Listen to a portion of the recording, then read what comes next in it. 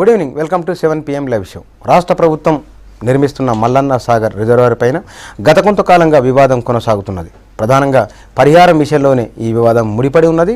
అధికార విపక్షాల మధ్య మాటల యుద్ధం జరుగుతున్నది. పరిహారం ఎంత ఉంటే బాగుంటుంది, వివాదం వెనుక ఇంకేమైనా కారణాలు ఉన్నాయా, అసలు ఎందుకు ఈ వివాదం జరుగుతుంది, దీనిపైన మనం చర్చ చేద్దాం. చర్చలో పాల్గొనేందుకు తెలంగాణ రిటైర్డ్ ఇంజనీర్ల ఫోరం కార్యదర్శి శ్యాంప్రసాద్ రెడ్డి గారు, జలరంగ నిపుణులు సారంపల్లి మల్లారెడ్డి గారు, టీఆర్ఎస్ ఎమ్మెల్సీ సుధాకర్ రెడ్డి గారు, కాంగ్రెస్ అధికార ప్రతినిధి అద్దంకి దయాకర్ గారు ఉన్నారు. నలుగురు నమస్తే అండి.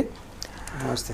మల్లారెడ్డి గారు, గత కొంతకాలంగా ఇంక కొద్ది రోజులుగా మల్లన్న సాగర్ రిజర్వాయర్ విషయం పైన వివాదం జరుగుతుంది.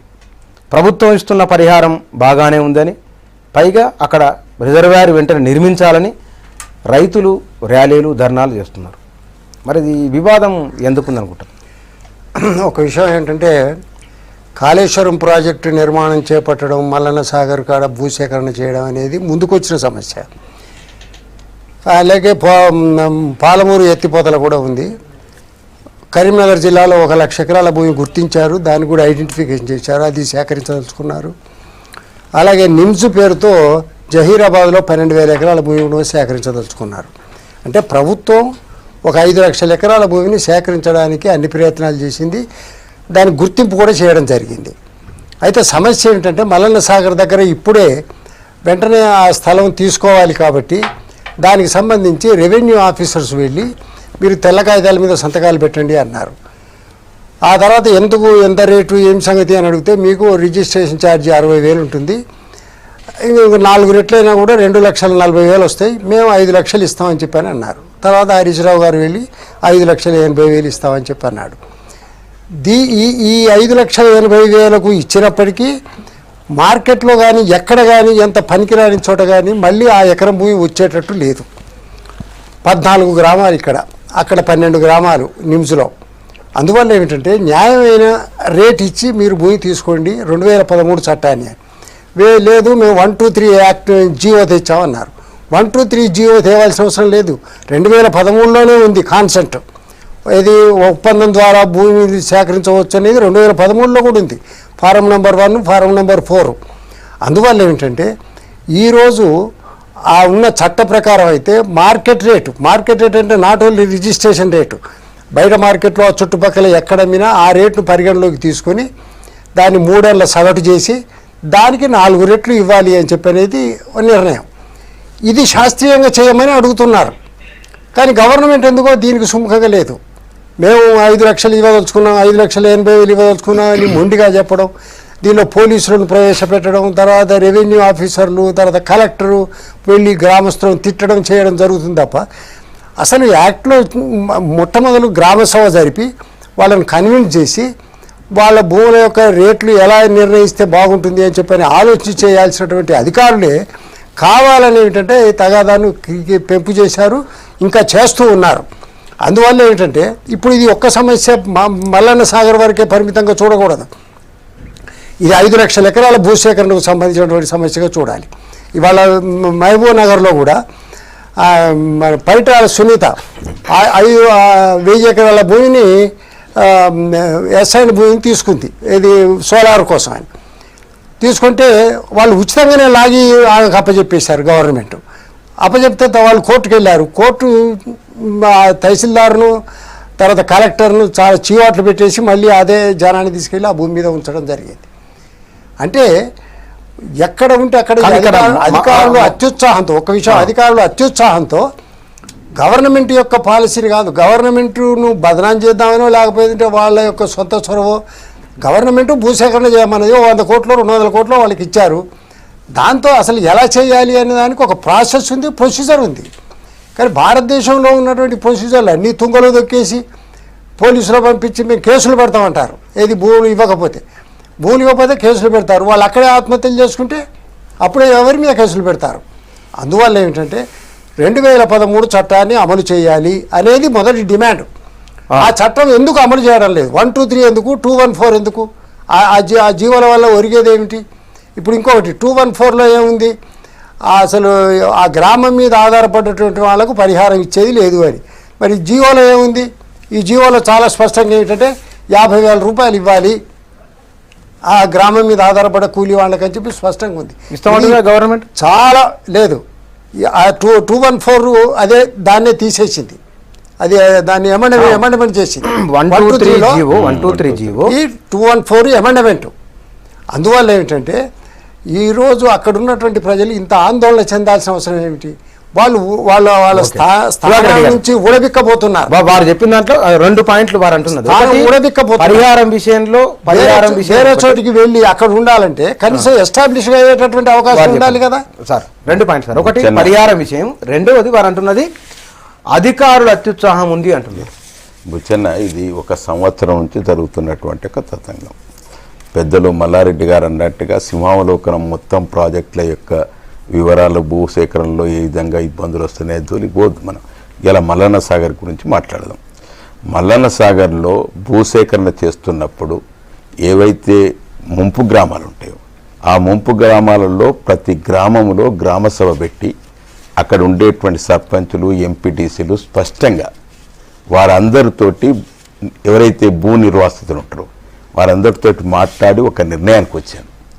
నిర్ణయానికి వచ్చిన తర్వాత భూసేకరణ జరిగింది. కొన్ని మాత్రం ఒక్కొక్క గ్రామంలో 2, 3 రైతులు మాత్రం జరగలేదు. ఆ రైతులు దానితోటి వాళ్ళని కన్విన్స్ చేసి వాళ్ళందరితో మెప్పు చేసి ఆర్డీఓ కానీ తహసీల్దార్ కానీ ఎప్పటికప్పుడు క్యాబినెట్ మీటింగ్లో రివ్యూ జరుగుతుంది. ఎన్నున్నాయి, ఎంత సేకరణ జరిగింది అనేటువంటి విషయం ముఖ్యమంత్రి గారు రివ్యూ చేస్తున్నారు. కాబట్టి వారు అన్నట్టుగా ఏది అత్యుత్సాహం వాళ్ళెందుకు చూపిస్తారండి? మీరు మహబూబ్నగర్ అన్నారు, పాలమూరు జిల్లాలో నేను చూసిన స్వయంగా భూత్పూర్ గ్రామంలో గుట్ట మీదనండి, గుట్ట మీద 2 పసలు పండినట్టుగా ఉన్నట్టుగా వాళ్ళందరూ ఇస్తే దానికి అనుగుణంగా పరిహారం ఇచ్చాను. ఎంత ఇచ్చారు? 6.5 లక్షలు ఇచ్చాను. 6.5 లక్షలు 6.5 లక్షలు గుట్ట మీద. ఇదే మళ్ళా రూల్స్ లో ఏం చెప్పారు? సోషల్ ఇంపాక్ట్ అసెస్మెంట్ స్టడీ చేయమన్నారు. ఏ ఊరైనా చేశారా? ఏ ఊరైనా చేస్తే ఆ రిపోర్ట్ ఎందుకు పెట్టలేదు? 123 జీవో తీసుకొచ్చేదే ఇది. 123 అనేది ఒప్పందం ప్రకారం భూమి తీసుకోవడం. 123 అనేది ఓన్లీ ఒప్పందం ప్రకారం భూమి తీసుకోవడం. ఎవరికైతే విల్లి ఉంటుందో వాళ్ళు మాత్రమే.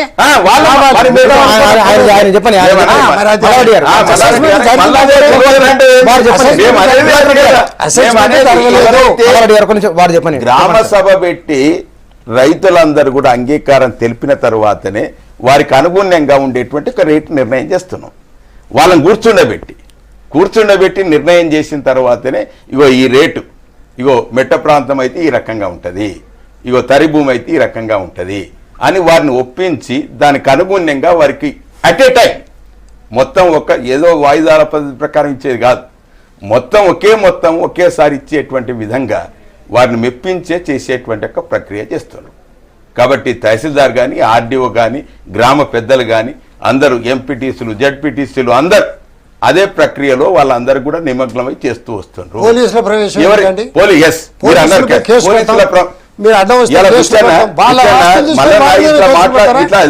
పోలీసుల ప్రమేయం ఎప్పుడొచ్చింది? ఏ గ్రామ పంచాయతీలో ఇనిషియేటివ్ తీసుకొని కొంతమంది ప్రజాప్రతినిధులు వారందరికీ పరిహారం ఇప్పిస్తుంటే కొన్ని రాజకీయ పార్టీల వాళ్ళు ఏవైతే ప్రజాప్రతినిధుల మీద అఘాయిత్యం చేస్తా అంటే, వారి వ్యవసాయ పనిముట్లు కాల్చేస్తా అంటే అప్పుడు పోలీసుల ప్రమేయం వస్తుంది. పోలీసుల ప్రమేయం ఎప్పుడైతే లా అండ్ ఆర్డర్ లేకుంటే ఎక్కే గ్రామంలో కూడా పోలీసుల ప్రమేయమే లేదు. పరిహారం విషయంలో ప్రభుత్వం క్లారిటీ ఉంది. వారు అన్నట్టుగా 2013 భూసేకరణ చట్టానికంటే కూడా కొంత ఎక్కువ అమౌంట్ అనేది ప్రభుత్వం అంటున్నది. మరి వివాదం ఎందుకంటే దయాకర్ గారు? ఇప్పుడు మరి మీడియాలో అడ్రస్ అయిందో లేదో నాకు తెలియదు. ప్రతాప్ రెడ్డి అని టీఆర్ఎస్ ఎంపీటీసీ ఉన్నాడు. ఆయన గతంలో ఎస్సీ ఎస్టీల అసైన్ ల్యాండ్స్, తర్వాత కొంతమంది ఎస్టీల భూములు కొనించి రిజిస్ట్రేషన్ అయినాయి. ఏది సాదా బైనామాల మీదనే ప్రైవేట్ వ్యక్తులు రిజిస్ట్రేషన్ చేసుకున్నారు. ఆ విలేజ్లో ఏటిగడ్డ కృష్ణాపూర్కు పక్కన ఉండే తండ, తర్వాత కొంత ఎస్సీ కాలనీలో. ఈరోజు దాదాపు ఒక 500 నుంచి 600 మంది మహిళలు ఇంతకుముందు దాడి చేసిండ్రు ఆయన మీద. అక్కడ పంట వేసిండు ఆయన, ప్రైవేట్ భూమి వేసినట్టు వేస్తే ఆ పంటను ఛిద్రం చేసిండ్రు. చేస్తే పోలీసులు అందరూ అక్కడికి వచ్చిండ్రు. ఇప్పుడు జరుగుతున్న తంతు అది. ఒకవేళ మమ్మల్ని చంపి ఈ భూమిని తీసుకోరని చెప్పి ప్రజలు ఈరోజు అక్కడ అడుగుతున్నారు. ఏ పార్టీ లేదు అక్కడ. ఒకవేళ మన మీడియా ఒకవేళ మీడియా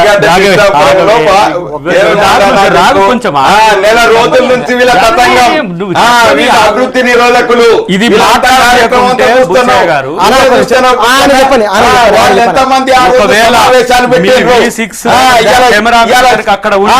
తెలుగుదేశం కార్యకర్తలు అదే విధంగా కాంగ్రెస్ కార్యకర్తలు సమావేశాలు నిర్వహించి ఎవరు ఏ రాజకీయ పార్టీ లేదంటే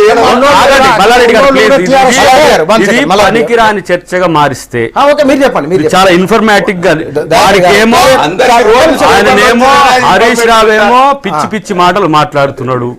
ఇవాళ ఎవడు నీకు 123 జీవో ప్రకారం సేకరించమని హక్కు ఇచ్చింది? ఎవరు నువ్వు? ఇండియాలో లేవా?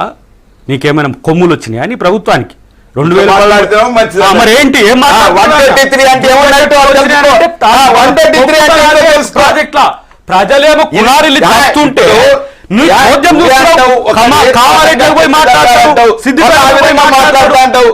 మాట్లాడితే ఒక పద్ధతిగానే మాట్లాడదాం.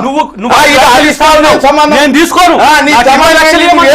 చెప్పు నువ్వు నన్ను ఒప్పించి అనేది 123 తీసుకుంటున్నాం. ఇద్దరికి సమయం ఇప్పుడు చెప్పండి బుచ్చయ్య గారు. ఒక్క నిమిషం ఇదేగో ఇట్లనే ఈ తొండి చేసే తొండి వాళ్ళు చేస్తున్నారు. మీరు ఒక్క నిమిషం సార్.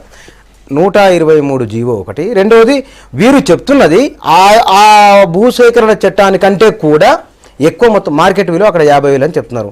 దానికి 4 రెట్లు కల్పిస్తున్నాను గవర్నమెంట్ అంటుంది. మీకు అభ్యంతరం అనేది ఒక్క నిమిషం బాగా అంటున్నది కూడా వీరు పరిహారం పేరుతోని ప్రాజెక్టుని అడ్డుకునే ప్రయత్నం చేస్తున్నారు అనేది ప్రభుత్వం చేస్తున్న ఒక ఆరోపణ అండి. ప్రాజెక్టుని ఎవడైనా అడ్డుకుంటే వాడిని తన్నండి. అర్థమైందా? పనికిరాని స్టేట్మెంట్స్. అందుకనే చెప్తున్నా, మల్లన్న సాగర్ ప్రాజెక్టు మీద అభ్యంతరాలు మావి వేరే. 20 టీఎంసీలకు తగ్గియమని ప్రభుత్వాన్ని డిమాండ్ చేస్తున్నాం. వీలైతే 10 టీఎంసీలకు తగ్గియమని డిమాండ్ చేస్తున్నాం.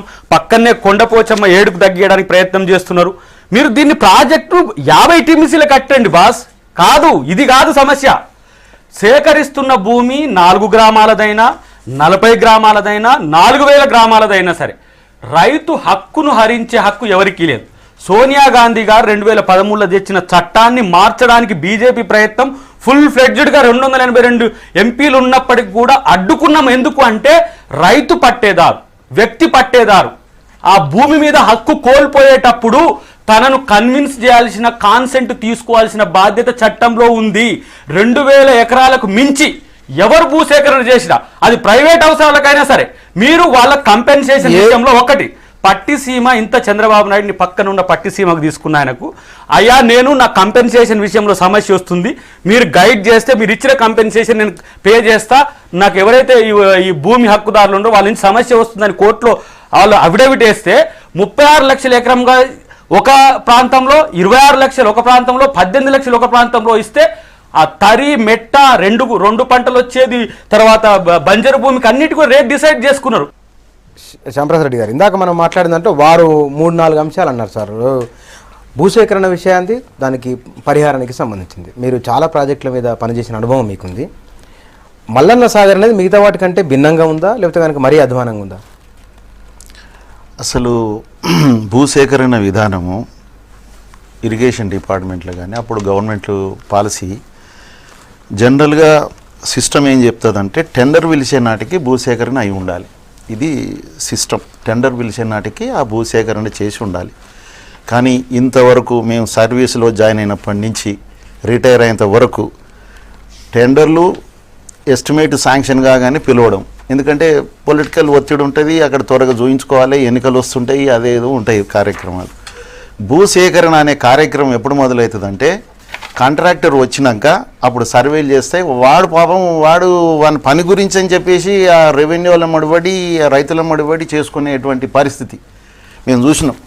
లేకుంటే ఎక్కడో దగ్గర ఇంజనీర్లు సొంతంగా, ఇప్పుడు మేము ఏఎంఆర్పి ప్రాజెక్ట్ ఉన్నది, భూసేకరణ కాకముందే టెండర్ పిలిచినాం, అంత అయింది. మేము రోజు పోయి రైతులను బతిలాడి అది చేసి వాళ్ళని కూర్చోబెట్టి ఇప్పిస్తాం నాయన అని చెప్పి మేము పన్ను మొదలు పెట్టించేది. కాన్సెంట్ లెటర్ వాళ్ళ దగ్గర తీసుకొని ఒకటి సాదా కాగితం మీద అభ్యంతరం ఏం లేదని చెప్పి అవన్నీ మేము రెవెన్యూ వాళ్ళకి ఇవ్వడం, రెవెన్యూ వాళ్ళు కూడా మేము పైరవ చేయడం, అటు కాంట్రాక్టర్ చేసుడు, డిపార్ట్మెంట్ చేయడము. రెవెన్యూ వాళ్ళు ఎంతన్నా చేయండి, వాళ్ళది ఒక సిస్టమ్ ఉంటుంది వాళ్ళది ఇలా ల్యాండ్ ఎక్విజిషన్ దాంట్లో వాళ్ళది ఏందో వాళ్ళని సంతృప్తి పరిచేదాకా ఒక పైసా రైతుకు రాదు. ఆ సిస్టమ్లు అన్నీ చూసిన తర్వాత ఇంకా దరిద్రం ఎండ్లకి వెళ్ళిపోయినామంటే ఈపీసీ సిస్టమ్ వచ్చేసింది 2004 నుంచి. ఇక దానికి కాంట్రాక్టర్ అసలు ఎస్టిమేట్ లేకుండానే ఏం లేకుండానే కాంట్రాక్టర్కు లైన్ ఎస్టిమేట్ చేసి మేము ఏదో ఇచ్చేస్తే వాడు వచ్చేసి అగ్రిమెంట్ చేసుకుని అన్నీ అయిపోయాయి. ఆయన వచ్చి సర్వే చేయాలి కాంట్రాక్టర్. ఇక్కడ అంతకుముందు సిస్టమ్ ఏంటంటే డిపార్ట్మెంట్ సర్వే చేసి గవర్నమెంట్ మన రెవెన్యూకి ఇచ్చేది ఉండే.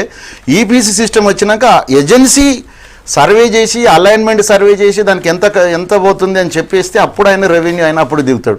అంటే అప్పటి వరకు ఈయన ఏం చేయాలి? ఈయన దాని మీద గవర్నమెంట్కి ఈరోజు అంటే ఇప్పుడు గవర్నమెంట్కి ఉండండి ఆ ఈపీసీ సిస్టమ్ వలన ల్యాండ్ ఎక్విజిషన్ మొదలు చేయకపోవడం వలన రైతులు భూమి ఇవ్వని కారణంగా కొన్ని వేల కోట్లు ఇప్పుడు మళ్ళీ కాంట్రాక్టర్లకు ఇవ్వాల్సి వచ్చింది. మనం ఈ సిస్టమ్స్ అన్నీ వచ్చినాక తెలంగాణ వచ్చిన తర్వాత ఒక మేధోమథనం జరిగింది. అసలు మనము ఈ విధంగా ఇచ్చే బదులు డైరెక్ట్గా మనము రైతుల నుంచి మనం కొనుగోలు డైరెక్ట్ చేసుకుంటే ఎట్లుంటుంది ఆ సిస్టమ్ అని 2-3 సార్లు సెషన్లో మేము కూడా పాల్గొనడం జరిగింది. అందులో రెవెన్యూ వాళ్ళ యొక్క పాత్రను తగ్గిస్తూ ఏ రిక్విజిషన్ డిపార్ట్మెంట్ ఉంటుందో ఆ రిక్విజిషన్ డిపార్ట్మెంట్ని ముందుగా పెట్టి మనకు డైరెక్ట్గా వాళ్ళని అడుగుదాం, ఎవరు ఇస్తానంటే తీసుకుందాం, ఆ రేటు ప్రకారంగా మనం ఒక కమిటీ వేసేస్తారు. కలెక్టరు ఆ రిక్వెస్ట్ డిపార్ట్మెంట్ వాళ్ళతో రేట్ ఫిక్స్ చేస్తారు. అక్కడ ఎంత ఉన్నది, 1 పంటదా 2 పంటలా అవి ఎంత ఉన్నది ఒక 3-4 కేటగరైజేషన్ చేసి, ఎట్లయితే ఇప్పుడు ఎస్సీ కార్పొరేషన్కు ల్యాండ్ కొనేది ల్యాండ్ ప్రొక్యూర్మెంట్ చేస్తున్నారు, దానికి ఒక రేంజ్ ఉన్నది 3.5 లక్షల నుంచి 7 లక్షల వరకు ఒక రేంజ్ ఇచ్చారు. అదే లాంటి రేంజ్ ఇక్కడ కూడా ఇవ్వాలనే ఉద్దేశం మీద ఆ జీవోని, ఎందుకంటే మనం ఆల్రెడీ శంకుస్థాపనలు అయినాయి, మరి ఇమ్మీడియట్ గా మల్లన్న సాగర్లో భూసేకరణది చెప్తున్నా ఈ సూత్రాన్ని అప్లై చేస్తున్నా. అంటే దేనికి ఎందుకు 123 వచ్చింది అనేది ఇది ఒక విప్లవాత్మకమైనటువంటి జీవో అండి. మళ్ళా ఇప్పుడు మల్లారెడ్డి గారు దాన్ని ఏమని అనొచ్చు, కానీ నేనేమంటున్నా అంటే భారతదేశంలో మనకు అదర్ దాన్ ల్యాండ్ ఎక్విజిషన్ కాకుండా ఇమ్మీడియట్గా రైతు రెడీగా ఉన్నట్టయితే తీసుకోవడానికి డిపార్ట్మెంటు తీసుకొని అతనికి టెండర్స్ పిలిచే కంటే ముందే, ఇప్పుడు పాలమూరు రంగారెడ్డినే కానీ డిండిల్నే కానీ చాలా వరకు టెండర్స్ పిలిచే కంటే ముందే ఈరోజు ల్యాండ్ మనం కొనుగోలు చేసుకోగలిగినాం.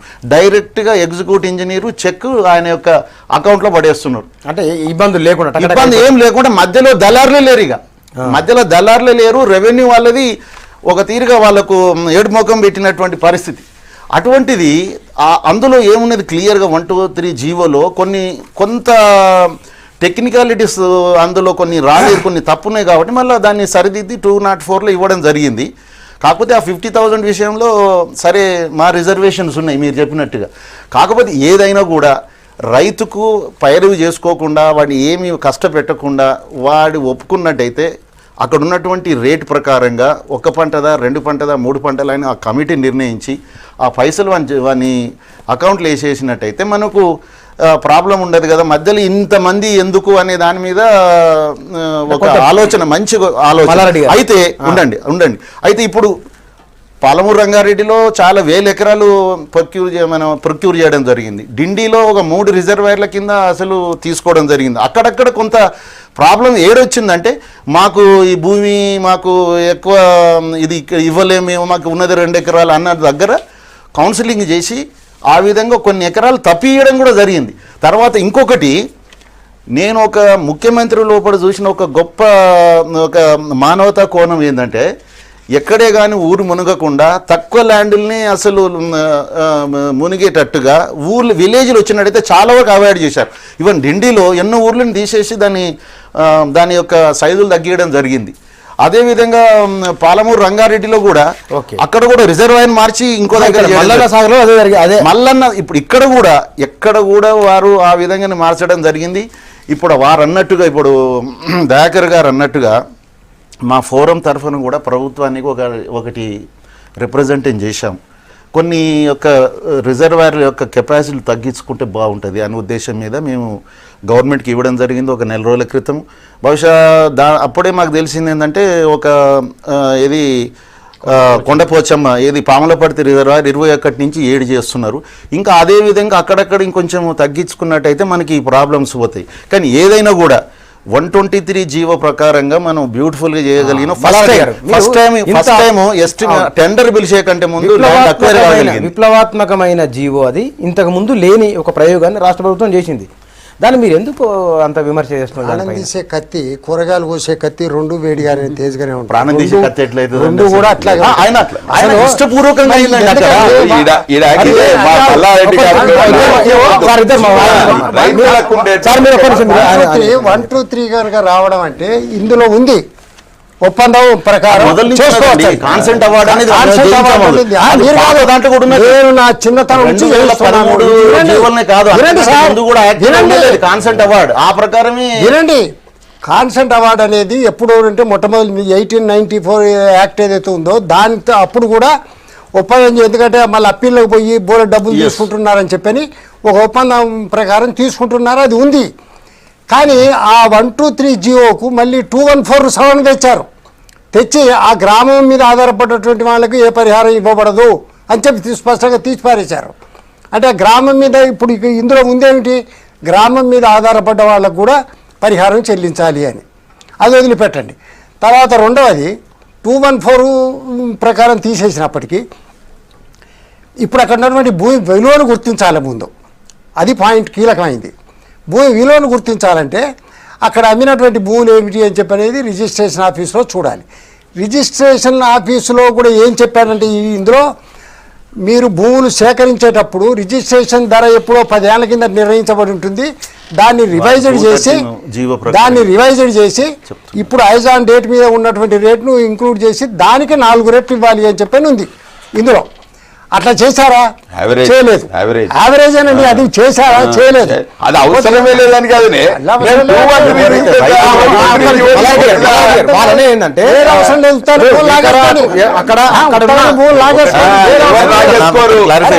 రైతులకు ప్రయోజనం చేకూరేటట్టుగా రిజిస్ట్రేషన్ ఛార్జీలు రివైజ్డ్ చేయాలి ఐజాన్ డేట్ మీద అని ఇందులో ఉంది.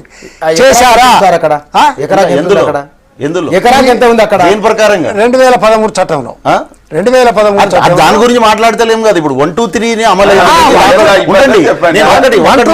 కావడం లేదండి. 123 ఒక ఇష్టం చెప్తా. మిగతా 12 గ్రామాల సంగతి ఏమిటి? ఒకటి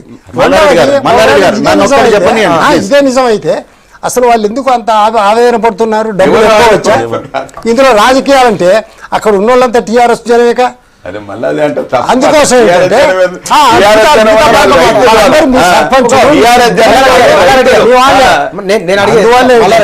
చాలా మంది అంటున్నారు, ఒక్క విషయం కూడా అంటున్నది, అక్కడ ఎకరాకు 50,000 రూపాయలు 1 లక్షలు ఉందనుకోండి మార్కెట్ రేటు. ఇవాళ ఎకరాకు 5.5 లక్షలు దగ్గర 6 వరకు గవర్నమెంట్ ఇస్తుంది. ఇది తక్కువనా? తక్కువ కాదు. అక్కడ రిజిస్ట్రేషన్ ఛార్జ్ 4 లక్షలు పెట్టి కొన్నాడు. ఎప్పుడు జనవరిలో, ఏది మల్లన్న సాగర్ ప్రకటించక ముందే అమ్మకం జరిగింది. ఏది వ్యవసాయ భూమి. ఏ ఊరు అది? అది తోట. ఇప్పుడు ఎక్కడైతే సెంటర్ ఉందో ఆ సెంటర్ పాయింట్ ఇది ఒకటి. ఇంతకన్నా ఇంకా కావాలంటే నేను ఇప్పుడు నేనేమంటున్నంటే 123 GO will not supersede 2013 act. Supersede అంటున్నా నేను. ఇంటర్నల్ సీడ్ చెప్పవే, R&R ప్యాకేజ్ ఉండాలన్నా? అరే నేను ఏమంటున్నా, సూపర్ సీడ్ కాదంటుంటే అసలు అది కాదే. 123 జీవో అమలు చేయడం అంటే రైతుకు ఇద్దరు, ప్రభుత్వం రైతు ఇద్దరికి ఎక్కడైతే ఇష్టం, అరే నా మాట చెప్పండి, నేను రైతుకు ప్రభుత్వానికి ఎక్కడైతే అంగీకారం కుదురుతుందో ఈ మిగతా కాలయాపన లేకుండా డైరెక్ట్గా వాళ్ళు పైసలు ఇచ్చేస్తారు, ఇంటికి పైసలు ఇచ్చేస్తారు, ఖతం అయిపోతుంది. లేదు ఇది బలవంతంగా చేసేది కాదు కదా. అది 123 అనేది రైతు కాన్సెంట్ ఉండండి. అరే నా మాట వినండి, కాన్సెంట్ ఇస్తేనే అవార్డు అవుతుంది. అది కాన్సెంట్ వాడు ఓపెన్ గా ఒప్పుకోవాలి దానికి ఉన్నది. లేదు నాకు 123 ప్రకారం నాకు ఇష్టం లేదు అన్నది ఉన్నది అనుకోండి, మాకు కాదు, మాకు యాక్ట్ ప్రకారం కాదు, యాక్ట్ ప్రకారమే కాదు అనేది నాట్ మ్యాండేటరీ. రామప్రసాద్ రెడ్డి గారు మీరు అన్నది కరెక్టే. అదే కదా ఈ ప్రాజెక్టులలో మా ప్రాజెక్టులో చేయడం జరిగింది. దయాకర్ గారు ఇందాక వీరు వారిద్దరు మాట్లాడిన దాంట్లో 123 జీవో అదొక విప్లవాత్మకమైంది. జాప్యం జరగకుండా రైతులకు, ప్రభుత్వానికి అన్ని రకాల మేలుండే ఒక కొత్త ఆలోచన చేసిందని చెప్తున్నారు. కాంగ్రెస్ పార్టీ పరిహార విషయంలో కూడా ఇప్పుడున్న మార్కెట్ రేట్ కంటే వాళ్ళు సరాసరి లెక్కేసుకుని ఒక 4-5 రెట్లు ఎక్కువనే ఇస్తుంది ప్రభుత్వం. మన పేపర్లలో కూడా చూస్తున్నాం, ప్రభుత్వం కూడా అన్నది. మీరైతే ప్రాజెక్టును వ్యతిరేకిస్తలేమని మీరు అంటున్నారు.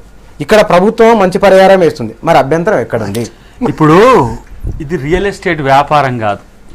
ప్రభుత్వం ఒక వన్ టైం సెటిల్మెంట్ అని చేసి వాన్ని ఎల్లగొట్టేసి అలా మాలాయన ఉండు, మాదిగాయన ఉండు, కుమ్మరాయన ఉండు, కమ్మరాయన ఉండు, ఆయనకు భూమి లేదు, వాని గతి ఒకటి కావాలి, ఊరు మొత్తం పోతుంది, దాంట్లో మునిగిపోతుంది, ఊరు కట్టి అంటుండ్రు వాళ్ళు, భూమి పోతుంది, అయ్యా నీ పైసలు నాకొద్దు, 20 లక్షలు కాదు 50 లక్షలు కూడా నాకొద్దు, 2 లక్షలు కూడా వద్దు, నాకేమన్నా ఆల్టర్నేట్ భూమి చూపించగలిగితే చూపి, కానీ నువ్వు దీని మీద సంతకం పెట్టు అని నన్ను బెదిరించే పరిస్థితి నీకు ఎందుకు వస్తుందనే విషయం ప్రజలు అడుగుతున్నారు. ఇలా మీరు ప్రధానంగా ఆలోచించాల్సింది ఏంటంటే 123 జీవో అనేది యాంటీ కాన్స్టిట్యూషనల్. అసలు మీకు 2013 యాక్టే ఆర్టికల్ 27 నుంచి డెరివేషన్ మనం వ్యక్తి స్వేచ్ఛ రైతు స్వేచ్ఛ నుంచి మనం తీసుకొచ్చుకున్నాం దీన్ని. దాన్ని నువ్వు ఎప్పుడైనా విస్తృత ప్రజా ప్రయోజనాల కొరకు భూమిని సేకరించాల్సిన అవసరం వచ్చినప్పుడు రైతును కన్విన్స్ చేసుకోవాల్సిన బాధ్యత ప్రభుత్వానికి ఉన్నది. దాన్ని తీసేసిండ్రు. R&R ప్యాకేజ్ అంటే ఎట్లుంటుందంటే కంపెన్సేషన్ ఇచ్చినాక ఊరును కట్టించడంతో పాటు వాళ్ళకు విద్యా ఉద్యోగాలు 123 చెప్పిన చూడు అదంతా కూడా ఇవ్వాలి. ఇలా సోషల్ ఇంపాక్ట్ అసెస్మెంట్ అనేది లేదు అని అంటున్నాం. కలెక్టరే సేకరించాల్సిన భూమిని ఆర్డీఓలు పోలీసులు వచ్చి ఎందుకు సేకరించడం అంటున్నాం. గ్రామ సభ చెప్పి పెట్టి 100 మందిలో 20 మంది ఒప్పుకోకపోతే 80 మందిదే గెలిచినట్టు లెక్క. సేకరించే అవకాశం మీకు ఉన్నది. 2013 ఎక్కడ కూడా మీ 123 జీవోలో ఉన్నదానికి వ్యతిరేకంగా లేదు. కానీ మీరు కంపెన్సేషన్ విషయంలో పోతున్న ఒంటెద్దు పోకడలను వాళ్ళు ప్రజలు నిలదీస్తున్నప్పుడు ప్రతిపక్షాలుగా మేము వాళ్ళ వెంట ఉంటున్నాం తప్పితే ఈరోజు నేను ఒకటే విషయం చెప్తున్నా.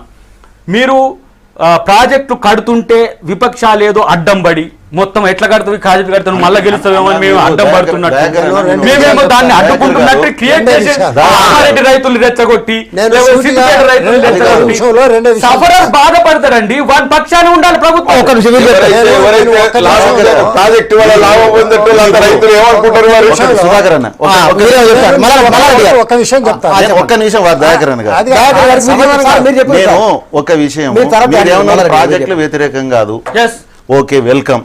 కానీ నేను నా కళ్ళారా చూశాను, చెవులారా విన్నాను, మీరే ఒక ఛానల్లో మేము పాలమూరు రంగారెడ్డికి వ్యతిరేకం అని చెప్పారు.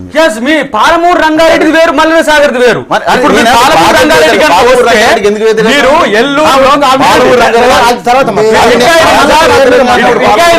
వాళ్ళు ఎల్లూరులో 1 TMC గట్టి, నార్మాపూర్లో 11 దీని ఎంత కాడ దీని కాడ గట్టి వాటర్ గిట్ కో ప్రాజెక్టు, నీళ్ళు ఇరిగేషన్ కో ప్రాజెక్టు, మీరు ఎల్లాపూర్ వచ్చినప్పుడు తెలుస్తుంది. రేపు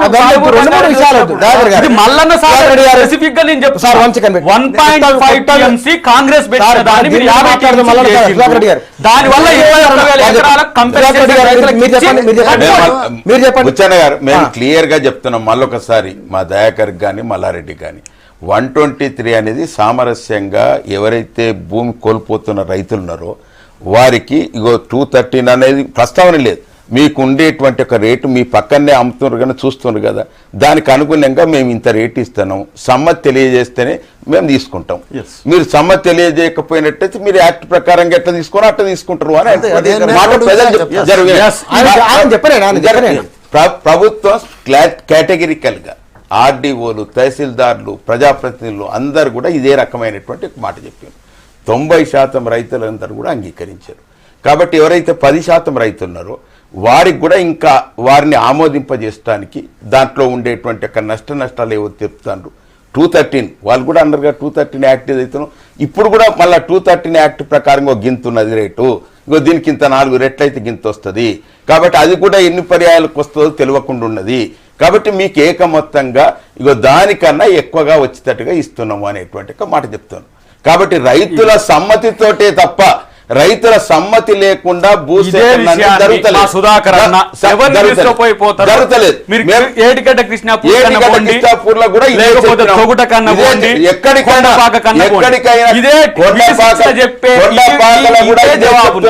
కొండపాకలు కూడా ఇదే చెప్తున్నాం. ఎక్కడైనా స్పష్టంగా మా విధానం స్పష్టత ఉన్నది. ఇలా మొత్తం ప్రాజెక్ట్ నిర్మాణం మీరు ఇంకొక మాట చెప్పారు. మల్లన్న సాగర్ నిర్మాణం ఎందుకు చేపడుతున్నామంటే అది ఎత్తైన ప్రదేశం. ఎందుకంటే మన తెలంగాణ రాష్ట్రంలోనే ఎత్తైన ప్రదేశం మల్లన్న సాగర్ కట్టేటువంటి ఒక ప్రాంతం. అక్కడ ప్రాజెక్టు కట్టినట్టయితే ఇటు నిజామాబాద్ జిల్లా, ఇటు మెదక్ జిల్లా, ఇటు కరీంనగర్ జిల్లాకు, అన్ని వరంగల్ జిల్లా వరకు కూడా సస్యశ్యామలం నల్గొండ జిల్లా కూడా. కాబట్టి ఈ రకమైనటువంటి ఉన్నది కాబట్టి మేము అక్కడ ప్రాజెక్టు నిర్మాణం మేము కాదు, ఎవరైతే ఇంజనీర్స్ ఉన్నారో వారు సూచించినటువంటి ఒక పాయింట్ దానిని ఆధారంగా చేసుకొని ప్రజల యొక్క ఇవాళ చూడండి, ఇలా ఇంతమంది రైతులు ఆందోళన చేస్తున్నారంటే ఎందుకంటే నిజామాబాద్, మెదక్, కరీంనగర్ అందరు రైతులు అందరు కూడా పొట్టగొట్టేటువంటి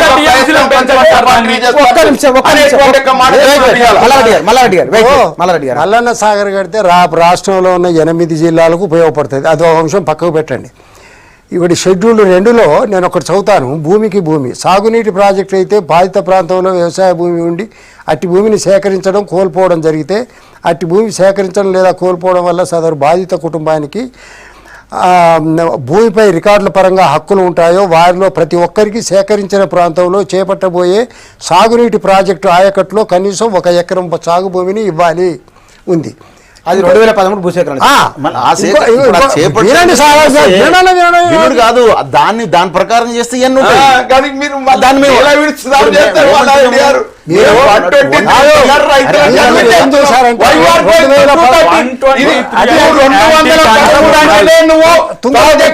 నిర్మాణం అంతా కూడా నెగిటివ్ అప్రోచ్.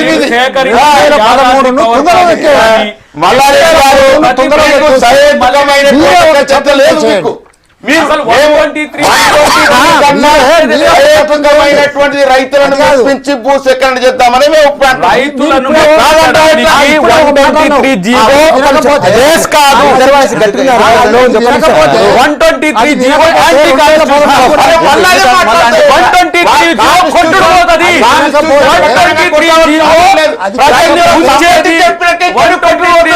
మాట్లాడేది కాదు. వచ్చేది ప్రభుత్వం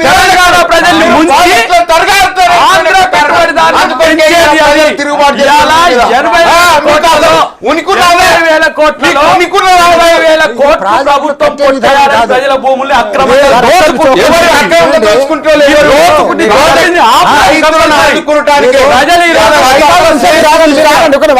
జిల్లాల్లో రైతులను బాగు చేయాలనేటువంటి సంకల్పంతో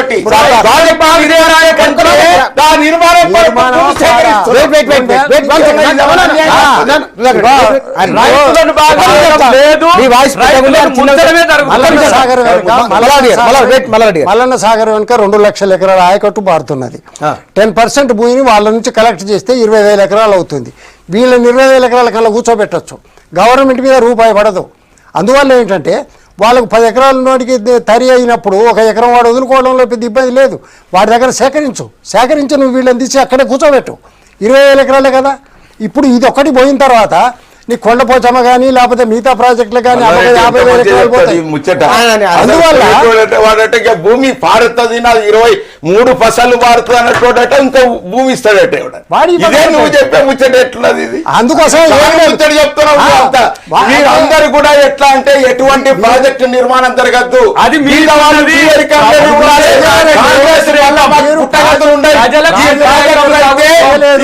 50 ఏళ్ళు టీఆర్ఎస్ ఉంటది. ఇక మాకెక్కడ కూడా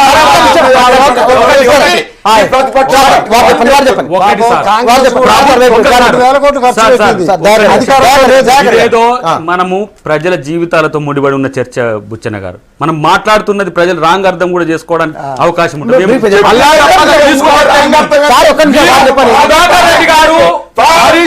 పర్ఫెక్ట్ అయినరు వాళ్ళు కాదు అయ్యేటువంటి అవకాశం లేదు. లేకపోతే హరీష్ రావుకు దమ్ముంటే, ఈ సుధాకర్ రెడ్డికి దమ్ముంటే మల్లన్న సాగర్ వచ్చి మొత్తుకున్నాడు కానీ చేత మాటలు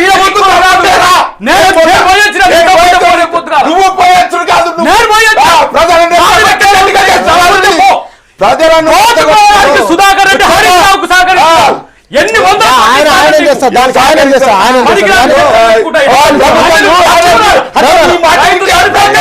రైతు చనిపోతే ఎమ్మెల్సీ 1, 2, 3 కాకపోతే 1, 2, 3 కాకపోతే 13 చట్టాన్ని అమలు చేస్తామని ఇప్పుడు వాళ్ళు ఈ చర్చను ఇట్లా అర్థవంతం లేకుండా చేయడానికి చేసి ప్రజలకు అర్థం కాకుండా చేసే ప్రయత్నం అర్థవంతమైన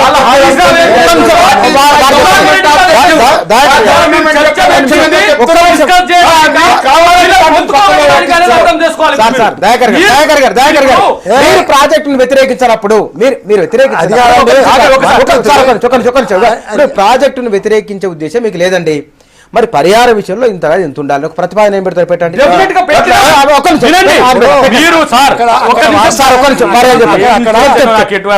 మీరు 10,000 ఉన్నోనికి 6 లక్షలు ఇవ్వకండి, 6 లక్షలు ఉన్నోనికి 5 లక్షలు ఇవ్వకండి. అక్కడ సెట్ ఆఫ్ రూల్స్ ఉన్నాయి. కలెక్టర్ దానికి డిస్ట్రిక్ట్ కమిటీకి ఒక మెంబర్గా ఉంటాడు. అకార్డింగ్ టు యాక్ట్ పొమ్మంటున్నాం మేమేం మిమ్మల్ని అడ్డుకోవట్లే. ఎందుకు కలెక్టర్ ఆ ఊర్లోకి పోడు, ఆ 14 విలేజ్లకు పోడు? ఎందుకు ఆర్డీఓ ఈరోజు పోకుండా పోలీసులను పంపించి వాళ్ళ మీద దారుణాలు చేస్తున్నారు? ఇది ప్రశ్నిస్తే ప్రజలు ఆలోచిస్తారు. మీరు రేపు మేము 1, 2, 3 కనుక ఎవడైతే వినడో వాళ్ళకు 230 అమలు చేస్తామని చెప్పారు 10 నిమిషాల క్రితం సుధాకర్ రెడ్డి గారు చెప్పారు. ఇప్పుడేమంటున్నారంటే అసలు 2013 మేము అసలు ఇంప్లిమెంట్ చేయం, 1, 2, 3 కోసమే కష్టపడతామని చెప్పి అంటున్నావు. 1, 2, 3 వినడానికి నువ్వు అక్కడ ఉన్నటువంటి రేట్లకు 4 రేట్లు ఇవ్వాలని ఉంది కదా, అక్కడ ఉన్న రేట్లే సేకరించండి. ఎందుకంటే ఆ రిజిస్ట్రేషన్లో ఏముంది, ఆ రిజిస్ట్రేషన్ ఆఫీస్ లో కూడా చూడకుండా 60,000 మీరు చెప్తేనే అయిపోయింది.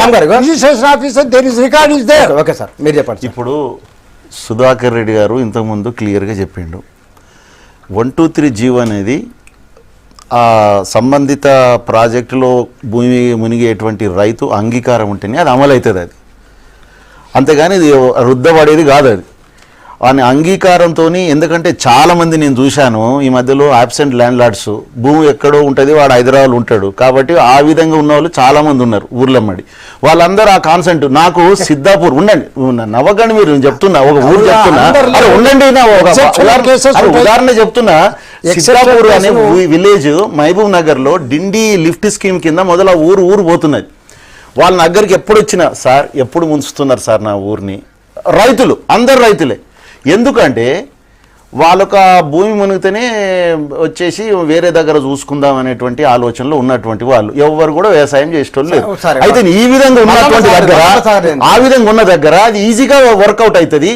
ఎవరైతే 1, 2, 3కి ఒప్పుకోరు సుధాకర్ రెడ్డి వెరీ క్లియర్ గా చెప్పిండు జీవో అన్నారు. ఎందుకంటే 1, 2, 3 ఎట్లా అంటే కాన్సెంట్ అండి. ఇప్పుడు కొంటున్నాం అది we're not acquiring the land, we're procuring the land. దేనికోసం ఆయన ల్యాండ్ పూలింగ్ కూడా పోతున్నది. మీరు ఆగండి కొంచెం చెప్తా వినండి. ఆయన 35,000 ఎకరాలు సేకరించిండా క్యాపిటల్, అది పూలింగ్ అన్నాడు. ఈ పదాలు మీరు వాడడానికి మీ ఇష్టంకి వచ్చినట్టు రాష్ట్రాలు ఇంటర్ప్రిట్ చేసుకోవడానికి